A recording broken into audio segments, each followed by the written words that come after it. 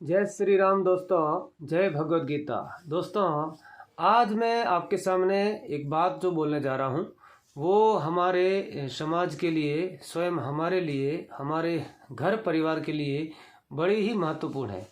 दोस्तों, बात जब हमारी बहन बेटी की हो या हमारी बेटी के बारे में कोई बात हो, और वो जो बात है उस बात को सुन करके हम उसकी थर्ड पर्सन की बात पर सीधा ही भरोसा कर लेते हैं, यह बहुत ही हानिकारक है।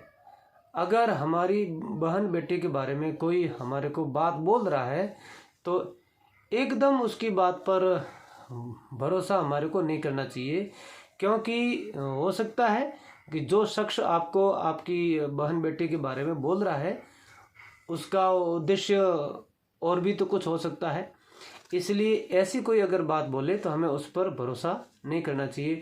हो सकता है वो बात करने वाला व्यक्ति कोई भी हो सकता है, वो हमारा पड़ोसी हो सकता है, वो हमारी बेटी का अध्यापक हो सकता है, हमारी बेटी की कोई सहेली हो सकती है, और हमारी बेटी की स्कूल में पढ़ने वाला कोई छात्र हो सकता है, उसका कोई शिक्षक हो सकता है, और वो हमारी बेटी जहाँ पढ़ाई करने जाती है ऐसे शिक्षण संस्थानों के कोई कर्मचारी भी हो सकते हैं।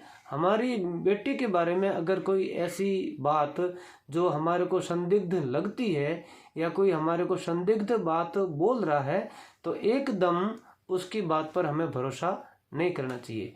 क्या होता है कि जैसे ही कोई शख्स अपनी बेटी के बारे में, हमारी बेटी के बारे में हमसे कोई बात बोलता है तो एक बाप होने के नाते हमारे को गुस्सा आता है और हम बेटी को ही बोल देते हैं, चुपचाप बैठ जा, मैं तुम्हारी कोई बात नहीं सुनूंगा, और आज के बाद कोई बात तेरी नहीं सुनी जाएगी, तेरे घर से निकलना बंद।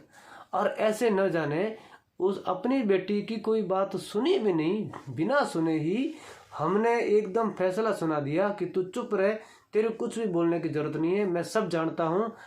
और ऐसा कर करके हमने अपनी ही बेटी को बिल्कुल चुप करा दिया। इसका बड़ा गंभीर परिणाम होगा कि आपकी बेटी भविष्य में कभी भी कोई अपने मन की बात है वो आपको बोल नहीं पाएगी। दोस्तों, ये जो बात मैं बोल रहा हूँ अब बिल्कुल अपने अनुभव से बोल रहा हूँ। अनुभव यानी समाज के जो लोग हैं और उनके द्वारा मेरा संपर्क रहता है, उनकी बहन बेटियों से मिलना रहता है, तो कभी कभार ऐसी बात सामने आ भी जाती है। और कभी कोई किसी भी बेटी के बारे में न जाने कैसी कैसी बातें करता है, और जबकि उस संदर्भ में बेटी सर्वथा निर्दोष होती है, कोई उसकी गलती नहीं होती है, लेकिन वो बेटी हमें अपने बारे में बोलना चाह रही है परंतु हम उसको सुनते नहीं हैं। अपितु जिस शख्स ने हमारी बेटे के बारे में जो बातें की है हम उसकी बात को सुन लेते हैं और उसकी बात पर भरोसा कर लेते हैं। दोस्तों, ये हम बहुत बड़ी गलती कर रहे हैं। मैं अपने इस वीडियो के माध्यम से ऐसे सभी माता पिता, गार्जियंस, अभिभावकों को एक सलाह देना चाहूँगा कि किसी तीसरे व्यक्ति की बातों में आकर अपनी बेटी को चुप मत कराओ। पहले उसकी सुनो, पहले अपनी बेटी की बात सुन लो। आपको सुनना जरूरी है, सुनना चाहिए। उसकी बात सुनते नहीं हो और किसी तीसरे शख्स की बात पर भरोसा कर लेते हो तो बेटी आपसे टूट जाती है, परिवार से टूट जाती है, और उसका परिणाम होता है वो गंभीर होता है।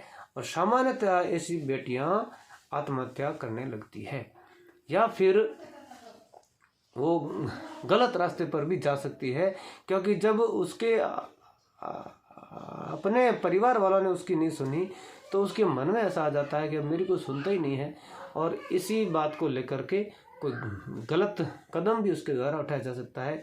इसलिए दोस्तों, मेरा ऐसे सभी माता पिता, अभिभावक और अध्यापक बंधुओं से निवेदन है कि बेटियों की बातों को ध्यान से सुने, समझें। फिर अगर आपको लगता हो कि हाँ इस बात पर कुछ बात की जानी चाहिए तो ही उस बात को आगे करना चाहिए, अन्यथा किसी तीसरे व्यक्ति पर भरोसा करके अपने परिवार को बर्बाद न करें। और एक बात और कहूँगा दोस्तों, मान लो कि कदाचित बेटी की कोई ऐसी बात है भी तो भी आपको उसके साथ में खड़े होना जरूरी है। अगर आप अपनी बेटी के समर्थन नहीं होंगे, आप अपनी बहन बेटी के साथ में खड़े नहीं होंगे, तो उसका आत्मविश्वास टूट जाएगा, वो और अपने आप को घुटन महसूस करेगी। इसलिए अपनी बेटियों के साथ में खड़े रहो, और क्योंकि बेटी कभी गलत नहीं होती, नहीं होती गलत, बेटियां सही होती है। ज़रूरत है तो हमें अपनी बेटियों को समझने की। सभी शिक्षक बंधुओं, सभी अभिभावक बंधुओं और सभी जो समाज सेवी है, ऐसे सारे गणमान्य लोगों से मेरा निवेदन है कि बेटियों को सुने, बेटियों को समझें और फिर अपनी राय दें, फिर अपना फैसला दें।